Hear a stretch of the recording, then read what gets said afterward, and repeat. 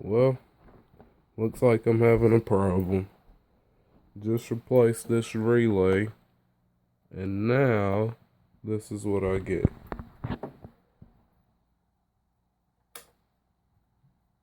Nothing. Nothing. But then, if I do this,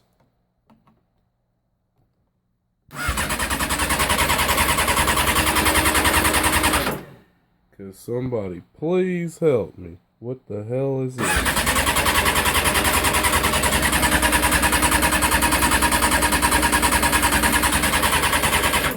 Nothing. But then when I jump my relay,